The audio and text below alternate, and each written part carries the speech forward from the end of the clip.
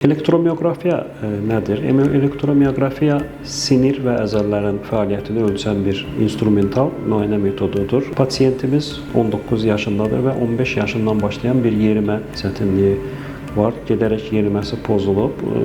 Bir neçə yerdə fizioterapiya, reabilitasiya müalicələrindən keçib, amma diaqnoz yoxdur ortada. Yəni pasiyentin şikayətlərini skalyoza bağlamışdılar. 15 yaşa kimi tamamilə normal olan uşaqda, yəni sonra yavaş-yavaş yeriməsi pozulub, sonra da skalyoz, yəni ciddi onurğa deformasiyanın yaranması bizi biraz düşündürdü. Ona görə elektromiografiya incələməsinə başvurmalı olduq və polineuropatiya dediyimiz həm hissi, həm də motor liflərin zədələnməsi ilə gedən çox böyük ehtimal irsi olduğunu düşündüyümüz bir xəstəlik aşkarlandı və indi uyğun olaraq reabilitasiya müalicəsini başlayacağıq.